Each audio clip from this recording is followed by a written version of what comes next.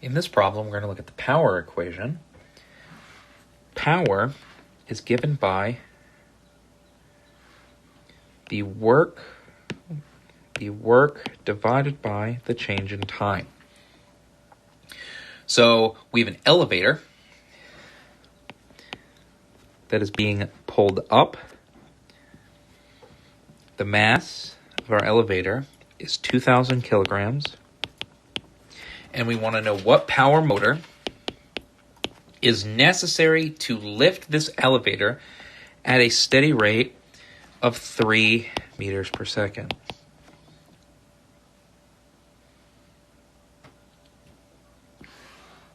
So we have to ask ourselves, what is the work?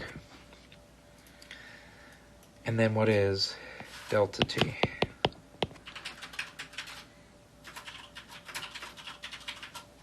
So, step 1. The work can be defined as the force times the change in distance. And the force that is acting is this tension force. So we're going to label it T. So this is T, and then our S will be in the Y direction, so delta Y. The power is then T delta Y over delta T. So we have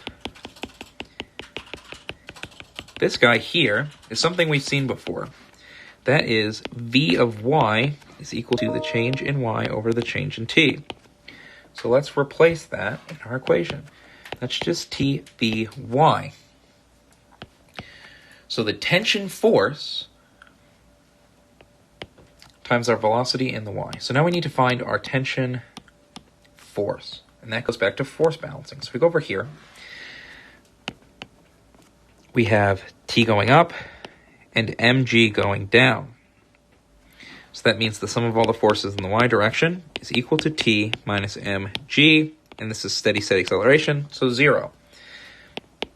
That means the tension force has to equal the mass times the gravitational constant. So if we go back here, our power has to equal the tension times the velocity. Not final, Y. So our mass is 2,000 kilograms. G is 9.8. Vy was our steady 3 meters per second. So our power is the multiplication of all these things, which is 58,800